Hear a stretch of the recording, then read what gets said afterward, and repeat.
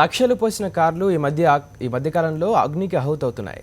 Long journey చేస్తే చాలు car కొత్తదైనా పాతదైనా మంటలకు గురై చివరకు ఆశతో కారులో తిరగాలనుకునేవారు సజీవ దహనమవుతున్నారు. అసలు కారులో ఎందుకు మంటలు చెలరేగుతున్నాయి?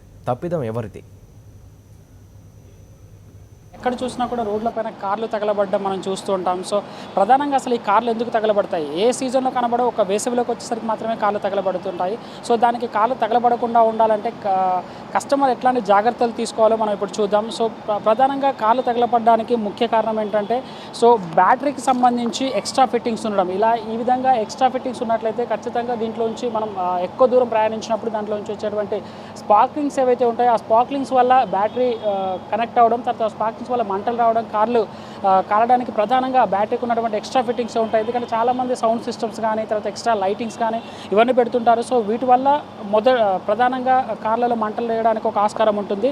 ఇంకోటి ఏంటంటే ఇంజన్కి సంబంధించి ఏ వైర్స్ అయితే ఉపయోగిస్తారో, అంటే బండితో పాటు వచ్చినటువంటి వైర్స్ కాకుండా సో ఎక్స్ట్రా వైర్స్, అంటే క్వాలిటీ లేనటువంటి నాణ్యత లేనటువంటి వైర్స్ని ఎక్కువగా ఉపయోగిస్తుంటారు. సో దానివల్ల ఎక్కువగా స్పార్క్స్ వచ్చేటువంటి అవకాశం ఉంటుంది. ఇదంతా కూడా ఎలక్ట్రిక్ సిస్టమ్తో ఉన్నటువంటి సిస్టము. ఇంకొకటి ఏంటంటే ఎక్కువగా లాంగ్ రూట్లో వెళ్ళినప్పుడు ఏంటంటే హీట్ ఎక్కేటువంటి అవకాశం ఉంటుంది. సో హీట్ ఎక్కినప్పుడు ఆ హీటు తర్వాత ఇక్కడ నుంచి వచ్చేటువంటి బ్యాటరీ నుంచి వచ్చేటువంటి హీటు ఇవన్నీ రెండు కలిసినప్పుడు ఏంటంటే సో ఈ విధంగా స్పార్క్లింగ్స్ వచ్చేటువంటి అవకాశం మనకు ఎక్కువగా కనబడుతుంది.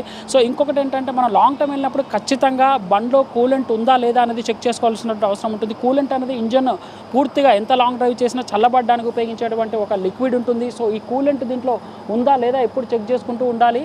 సో దీనికి సంబంధించి ఎప్పుడు చెక్ చేసుకోకపోయినట్లయితే లాంగ్ డ్రైవ్ వెళ్ళినప్పుడు ఏంటంటే ఈ కూలెంట్ లేకపోవడం వల్ల ఇంజన్ బాగా హీట్ ఎక్కి కూడా మంటలు వచ్చేటువంటి అవకాశం ఉంటుంది. మనం చూడొచ్చు దీంట్లో ఎక్స్ట్రా ఫిట్టింగ్స్ ఈ విధంగా కనుక ఎక్స్ట్రా ఫిట్టింగ్స్ కనుక ఉన్నట్లయితే, లేదా వైర్స్ ఇలా ఇన్సులేషన్ లేకుండా ఉన్నటువంటి వైర్స్ ఉన్నప్పుడు ఖచ్చితంగా ప్రమాదాలు జరగడానికి ఎక్కువ ఆస్కారం ఉంటుంది. లేదా ఇలా ఎక్స్ట్రా ఫిట్టింగ్స్ లాంటి వైర్లు ఉన్నప్పుడు కూడా ఎక్కువగా మంటలు వచ్చేటువంటి అవకాశం ఉంటుంది. అది కాక మనం ఇంజన్కి సంబంధించి ఎప్పటికప్పుడు సర్వీసింగ్ చేస్తూ ఉండాలి. సర్వీసింగ్ కనుక దీనికి ఇన్ టైంలో చేయించకపోయినట్లయితే కూడా ఇంజన్ ఆయిల్ మార్చినప్పుడు కూడా ఇట్లాంటి ప్రమాదాలు జరగడానికి ఎక్కువగా ఆస్కారం ఉండేటువంటి అవకాశం ఉంటుంది.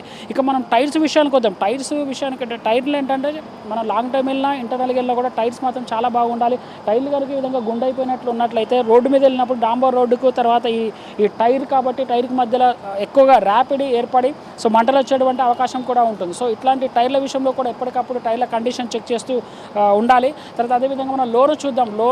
మనం కార్ ఆన్ చేసినప్పుడు ఏంటంటే కొన్ని జాగ్రత్తలు తీసుకోవాల్సినటువంటి అవసరం ఉంటుంది. ఏంటంటే లోన్ ఎట్లాంటి జాగ్రత్తలు తీసుకోవాలి. ఇంజన్లో ఏదైనా ప్రాబ్లం ఉన్నట్లయితే ఖచ్చితంగా ఇంజన్లో చూపిస్తుంటుంది. మనం సాధారణంగా ఏంటంటే ఇంజన్లో ఈ సిగ్నల్ చూపించినప్పటికీ కూడా ఏం కాదులే వెళ్ళొచ్చు అనేటువంటి భరోసాతో వెళ్తుంటారు. బట్ ఇంజన్ ఆన్ చేసి చూద్దాం. ఇంజన్ ఆన్ చేసి చూసినప్పుడు కూడా ఏదైనా ప్రాబ్లం ఉన్నా కూడా మనకి ఇట్టగా తెలిసిపోతుంది. దీంట్లో సింబల్స్ ఉంటాయి.